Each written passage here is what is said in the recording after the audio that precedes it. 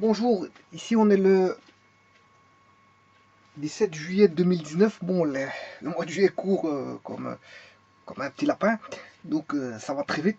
Euh, on n'a pas le temps de s'y attendre, le temps commence à redevenir bon au niveau de la météo. Ici je vais vous présenter, lorsqu'on fait de l'électronique ou de l'électricité, basse tension, je dirais même très basse tension, euh, on joue avec généralement des composants euh, électriques ou électroniques. Et notamment parmi ces composants, on retrouve euh, quelque chose qui revient assez souvent dans les plaquettes électroniques ou dans les montages électroniques ou les petits montages très basse tension électrique. Ce sont les résistances. Les résistances qui permettent, je veux dire, pas mal de fonctions. Pas mal de fonctions, notamment en électronique, qui permettent des fonctions bien précises. Et il en existe énormément. Bien sûr, ces fonctions, les résistances assurent certaines fonctions au travers d'autres composants, hein, de semi-conducteurs, par exemple, si on est en électronique, au travers des diodes Zener, etc., des transistors, mais il y aura une fonction bien définie que les résistances vont remplir dans le montage. Bon, ces résistances-là, bon, on ne peut pas trouver n'importe quelle résistance chez les marchands de composants électroniques. Dans les magasins électroniques, on ne retrouve pas toutes les valeurs de résistance possibles. Pourquoi? Parce que le fabricant fabrique des composants standardisés avec une valeur de résistance bien définie. Les fabricants ont scindé euh, en plusieurs séries, notamment la E12, la E24 et la E96. Ici, je vous montre les valeurs standardisées de résistance pour la série E12. Je ferai une vidéo qui va montrer les valeurs de résistance pour la série E24 et on a une plus large gamme dans la série E96 et là on est au centième, on aura des résistances au centième. Alors tout d'abord ici je vais faire voir qu'est-ce qu'on trouve en résistance E12. Ceci veut dire que si vous devez composer une résistance d'une certaine valeur, enfin si vous devez composer une résistance d'une certaine valeur, eh bien si vous êtes en série E12, vous n'avez que le choix de ces résistances-là, pas plus. C'est ça que ça veut dire. Donc vous devrez choisir par rapport à ça pour soit les mettre en série ou en parallèle pour avoir une valeur bien définie de résistance que votre montage a besoin. Voilà. Bon, donc dans la série E12, si je prends la valeur 1, bon, ça peut être des ohms ou des multiples. Euh, donc on peut avoir des multiples ou sous-multiples de 10, hein, des valeurs standards. C'est pour ça que bon, ça peut être des ohms, des kilo-ohms, voilà, ou des mégohms.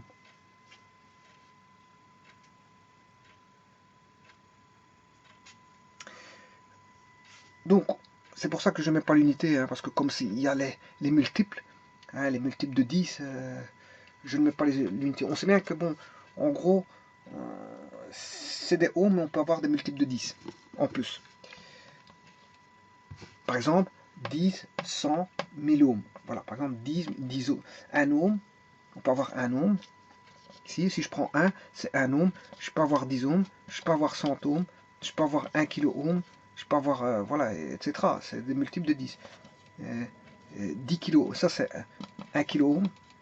1 kilo ohm. Je peux avoir 10 000 ohms, ce qui fait 10 kilo. 10 kilo ohms. Voilà, je peux avoir 100 kg, c'est des multiples de 10, c'est ça que je veux dire. C'est des multiples de 10 de 1. Maintenant, si j'avais 1,2 fois 10, ça fait 12 ohms. La valeur de 12 ohms existe. Je peux avoir 120 ohms. Je peux avoir 1,2 K ohms. 1,2 kilo ohms. Etc. Donc, les multiples, sachez que les multiples de 10 existent. Donc, dans la série E12, c'est le fabricant qui permet ça. Hein. Je veux dire, on va pas discuter là-dessus.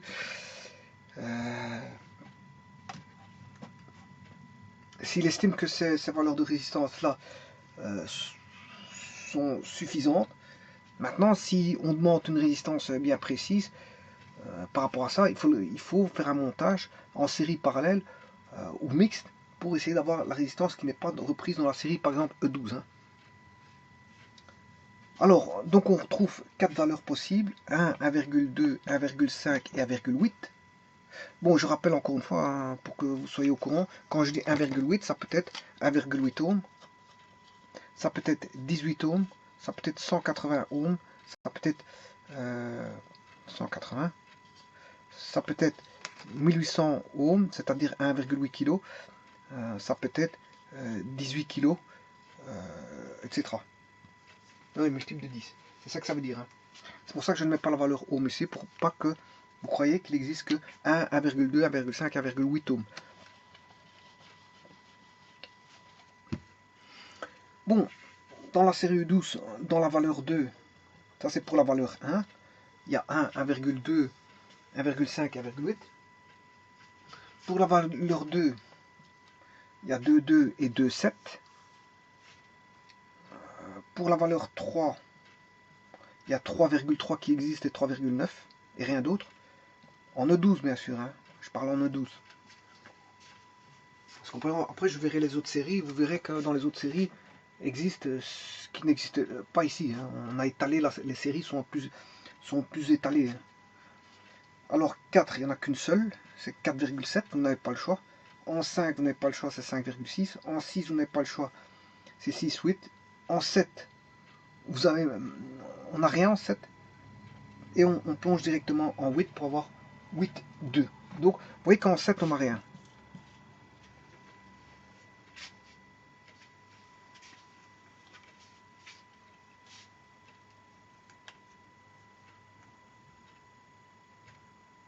N'oubliez pas aussi qu'il y a aussi une tolérance qui joue hein, dans la résistance. Je verrai ça à ce moment-là, mais il existe une tolérance, une précision de la résistance. Hein.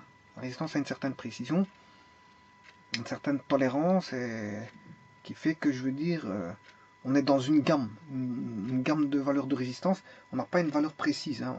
On est toujours dans l'art de la technique de l'art. On est toujours dans la technologie. Et la technologie, bon, permet certaines choses, mais c'est pas quelque chose de mathématique, d'idéal. On a une valeur hyper précise. Voilà. Donc en fait, ici, on est dans une gamme de tolérance, de résistance qui est bornée. Valeur x1 a une valeur x2. Et la résistance sera bonne si on est dans l'intervalle.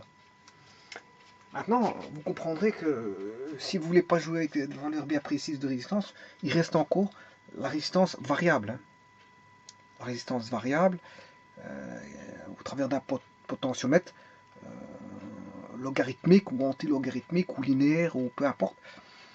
Le type de, voilà, ou de en S, parce qu'il existe des logarithmes en S, enfin des potentiomètres en S. Là, à ce moment-là, vous ajustez, je m'excuse, vous réglez la valeur à une valeur bien précise de résistance par rapport à une gamme de résistance. Et donc là, vous pouvez avoir une valeur bien définie. Voilà. Donc le potentiomètre permet ça, d'avoir une résistance bien précise. On peut avoir par exemple 1, 1,1, 1,2, 1,3, 1,4, 1,5, 1,6, 1,7, 1,8. Voilà. Ça c'est possible avec un potentiomètre, puisqu'il suffit de faire varier la résistance tout le long de son chemin pour avoir une gamme de valeurs de résistance. Alors, pourquoi j'ai pas dit, j'ai dit réglable, résistance réglable, ce qu'on appelle un potentiomètre.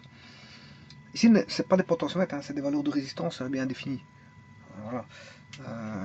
C'est une valeur une seule résistance. Pas confondre la résistance et le potentiomètre. Potentiomètre qui a voilà, ceci. Alors ça c'est un potentiomètre variable. Il existe des potentiomètres ajustables. Voilà. Et là le symbole est comme ça. Ajustable, ça veut dire qu'à l'aide d'un tournevis, vous réglez une fois pour toutes.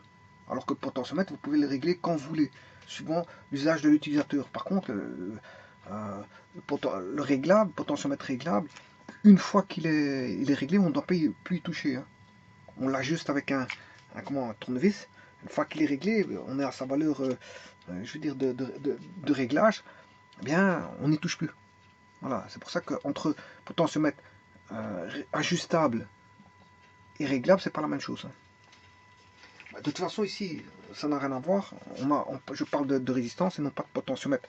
Donc ça ne devrait même pas venir faire leur apparition, parce que je parle de résistance tout court. C'est pour vous dire qu'une résistance, je choisis des valeurs et je les compose pour faire une résistance bien précise. Par exemple, je vais prendre, ici il me faut une résistance de 1,7. Mais dans la gamme, je n'ai pas 1,7.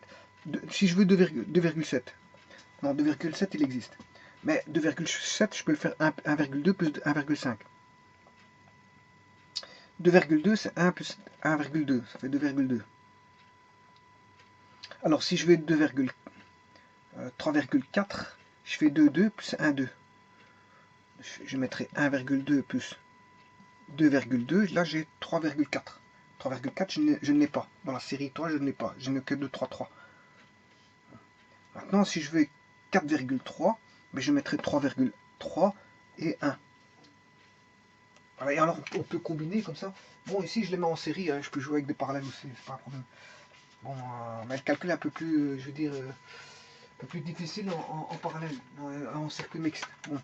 Allez, par exemple, je veux combiner une résistance qui fait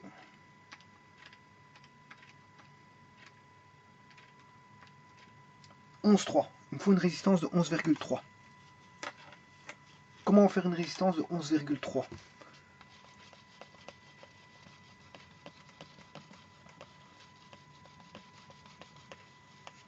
Je veux une résistance de 11,3 ohms dans la série E12, hein, parce que je peux prendre une autre série combinée par rapport à une autre série. Là, je suis en train de voir la série E12. Donc, 11,3. Je vais le faire au travers de 5,6. Je vais prendre 1,8. Voilà, et je vais prendre 3,9. Bon, maintenant, s'il me fallait des kiloohms, ben, je prends 5,6 kg, 1,8 kOhm et 3,9 kOhm. Là, ainsi, j'ai 11,3 kOhm. 5, 6 plus 1, 8 plus 3, 9 fait 11,3 kOhm.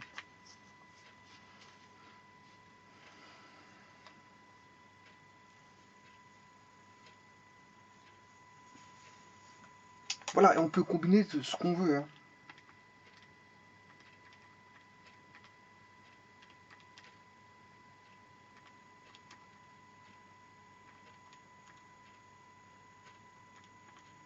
Allez, s'il me faut 255 ohms, je vais faire 255 ohms.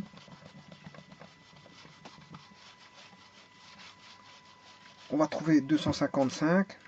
Comment faire 255 ohms? Voilà. Avec 4 résistances. Bon, les résistances, on appelle ça R1, R2, R3, R4. Égal. Bon, R4. Voilà, j'ai mis 4 résistances. Alors, comment faire 255 ohms? Je vais prendre 22 ohms. 22 ohms existe. Hein. C'est un multiplicateur de 2 par 10 de 2, 22. Je vais prendre 27.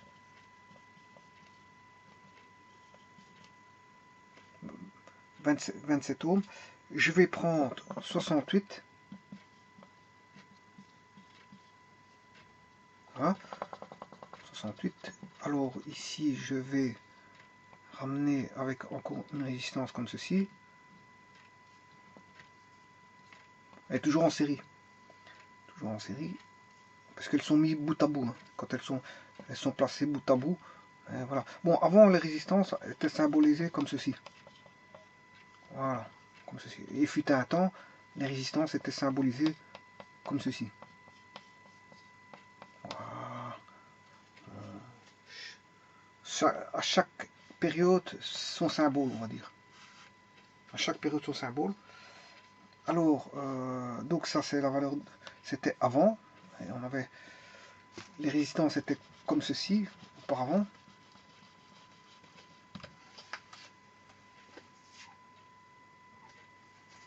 Avant, on symbolisait les résistances comme ceci. Voilà. Puis on a symbolisé les résistances comme ceci. Voilà. Et maintenant, on symbolise les résistances avec un rectangle.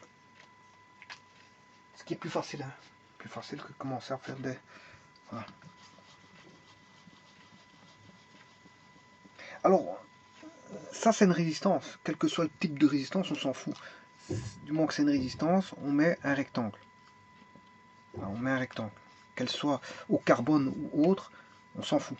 Que ce soit des résistances bobinées ou autres, on s'en fout. On met des rectangles.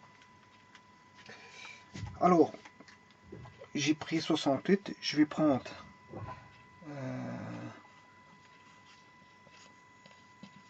56. Voilà. Et 82. Ici, j'ai oublié de mettre 27.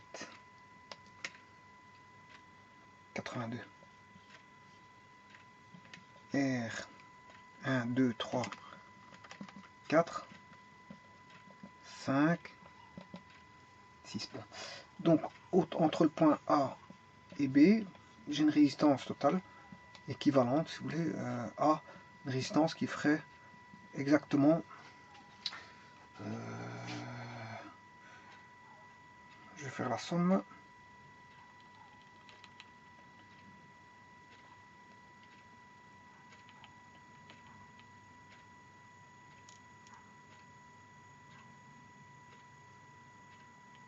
Voilà. Il me fallait 255 ohms. Hein. Je vais voir si j'ai bien 255. Donc 22 plus 27 plus 68 plus 82 plus 56 plus 27. 22 plus 27 plus 68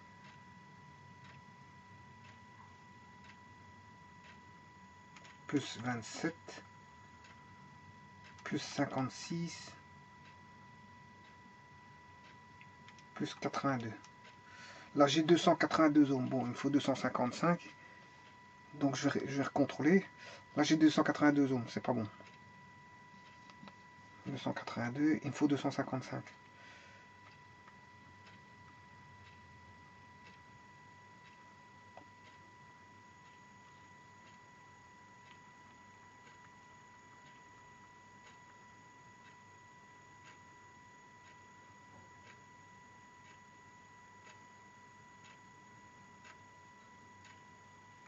Bon, il suffit d'enlever celle-ci.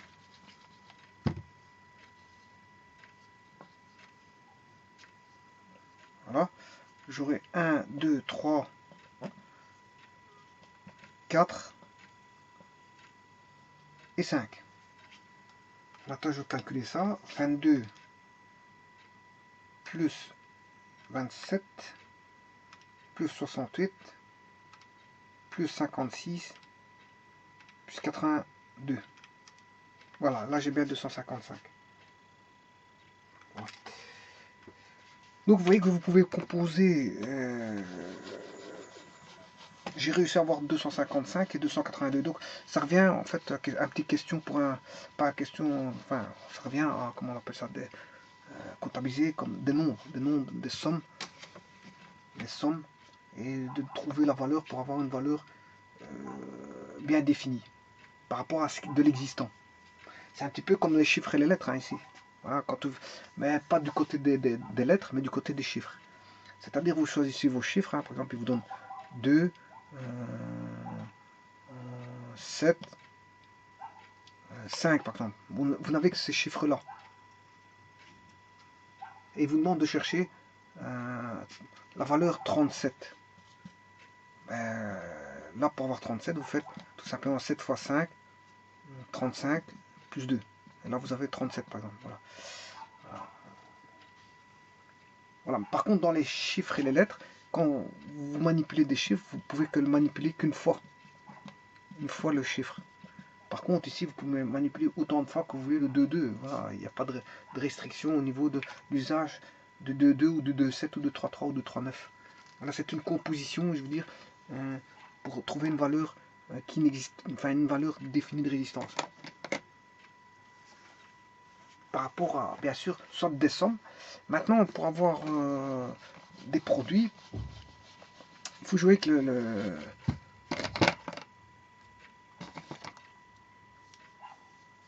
avec des circuits parallèles. Il faut jouer avec des circuits parallèles. Donc si vous faites ceci, voilà, vous avez R1 et R2. Là, vous aurez un produit, une somme.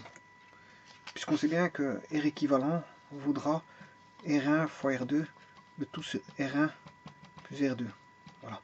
Donc si vous voulez, par exemple, vous prenez, vous voulez combiner 1, 2 et 2, 7, ça va vous donner quoi? 1, 2 fois 2, 7 sur 1, 2 plus 2, 7. Ouais, cette formule-là est valable que pour deux résistances. Hein, parce que sinon, ça provient de quelle formule? 1 sur R1 plus 1 sur R2 est égal à 1 sur R équivalent. Ou si vous voulez, en somme, c'est l'inverse de la résistance R1 et l'inverse de la résistance R2 est égal à l'inverse de la résistance équivalente. L'inverse de résistance qu'on appelle une conductance. Hein. En fait, c'est la somme des conductances. Mais s'il n'y a que deux résistances, vous pouvez faire ceci, parce qu'on met tout le même dénominateur et puis on remet R équivalent au numérateur, et ça va donner ceci. Bon, alors, on va faire 1,2 fois 1,7, non, 1,2 fois 2,7 divisé par 1,2 plus 2,7. 0,83. 0,80. Alors comment faire pour avoir 0,83 ohms? Eh bien, vous faites ceci. Alors je rappelle que dans les montages série, dans un montage série, comment on fait la somme? Dans un montage série, j'aurai R1, R2, R3. Eh bien, le R total, comme il provient d'une somme de résistance, sera plus grande que la plus grande des résistances. RI max. Voilà. Elle sera plus grande, la résistance totale sera toujours plus grande que la plus grande des résistances. Supposons que R1 soit la plus grande des résistances, mais le total sera plus grande que R1. Parce que le total est déjà une somme de résistance. Comprenant R1. Donc, fatalement, s'il comprend déjà R1 que R1 maximum, ben, R total est plus grand que le maximum parce qu'on fait le maximum plus quelque chose. Il n'y a pas de valeur négative ici, hein, donc ça ne redescend pas, ça ne peut que remonter, c'est toutes des valeurs positives de résistance. Donc R total est toujours plus grand que R. Par contre, dans un montage en parallèle, ben, là, la résistance totale, la résistance R totale est toujours plus petite que la plus petite des résistances.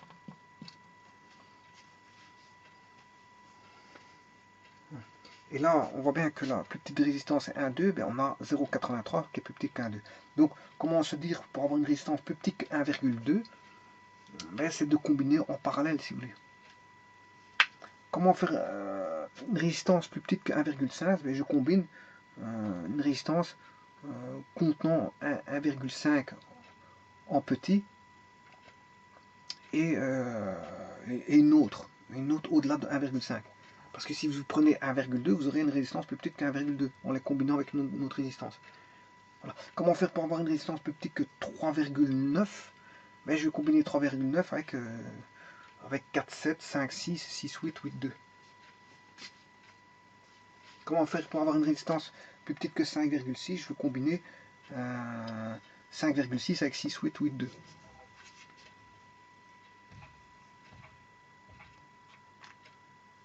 Bon, ici je mets le cas de figure avec deux résistances. On peut combiner plusieurs résistances en parallèle. Donc, je peux associer par exemple ici Par exemple 5, 6, 6, 8 et 8, 2 par exemple. Donc à ce moment-là, vous calculez directement les inverses. 1 sur 5, 6, plus 1 sur 6, 8, plus 1 sur 8, 2. Vous aurez 1 sur R équivalent qu'il faudra réinverser. Bon, on va chercher ça. Vous prenez 5, 6, vous inversez. En fait, il y a la fonction inverse qui est x-1. Voilà, ici la fonction inverse. X-1. Donc vous prenez 5, 6, vous inversez, exécutez, plus, je mets entre parenthèses 6, 8, que vous inversez, vous fermez la parenthèse, voilà, plus, je mets une parenthèse, 1.8, enfin c'était 8.2, je m'excuse, c'est 8.2. Je fais delete pour effacer chaque chiffre grâce à del. Parce que si je fais assez, il va tout effacer. 8, 2. Je vais chercher x-1. Je sais pas si on voit. Voilà. Je ferme la parenthèse. Voilà. Je trouve la réponse. Et j'inverse cette réponse parce que je dois réinverser pour avoir ça. C'est 1 sur R équivalent. Il me faut R équivalent, donc je vais inverser. En dessous la dernière réponse pour obtenir 2,23 ohms. Donc ici j'ai obtenu 2,23 ohms de résistance équivalente en prenant 5, 6, 6, 8 et 8, 2. Donc j'ai une résistance qui sera plus petite que la plus petite des résistances qui est 5, 6. Voilà. Et donc c'est une manière de faire pour avoir une résistance au centième, parce qu'ici c'est toutes des résistances au dixième. Donc je peux avoir une résistance au centième en combinant des résistances au dixième. Voilà. Et je peux aller même au... Voilà. Voilà, au centième, ça va donner 2,23. Bien sûr, en prenant en compte la tolérance. Hein. Je vous avais dit qu'il y a une tolérance, donc vous n'allez pas avoir fortement la valeur que je vous donne ici, parce que c'est par calcul, ça. Hein. C'est du calcul. Il y a des valeurs de tolérance. Là, il fallait mesurer encore. Il y a l'erreur de l'appareil de mesure en cours. Hein. Donc, je veux dire, il y a toute une panoplie d'erreurs qui font que, je veux dire, vous n'aurez pas l'exactitude de la valeur vraie. La valeur vraie, ça d'office. C'est d'office, qu'est-ce qui est vrai, qu'est-ce qui est faux. Je veux dire, il y a des tolérances, il y a des imprécisions de mesure, des appareils de mesure. Il y a toute une panoplie qui fait que bon, on n'allait pas calculer quelque chose, c'est de vous dire ouais, j'ai ça. Non, c'est pas comme ça. L'électronique, c'est pas comme ça. Parce que, je veux dire, il y a. Voilà, l'électronique, c'est pas comme ça. Je veux dire, voilà, c'est du support. Une fois qu'on a du support, on a des erreurs. Hein. On a des erreurs quand il y a du support matériel. Les conducteurs sont du support matériel. Les appareils de mesure sont composés de supports, de composants, de plaquettes électroniques, voilà, d'éléments conducteurs et tralali tralala. Et tout ça fait qu'on a totalement une chaîne d'imprécision aussi minime soit-elle, mais à la fin ça donne quand même une imprécision totale. Plus le composant, enfin justement les composants qui sont fabriqués dans les appareils de mesure induisent chacun une tolérance. Et sommer toutes ces tolérances, on finit par avoir une tolérance beaucoup plus grande au niveau de l'appareil de mesure. Puisqu'il est lui-même composé de composants qui ont une tolérance. Quel que soit le composant, il aura une tolérance. Condensateur, électricité, enfin, résistance ou autre. Voilà, donc ceci c'est la série E12. Je vous remercie.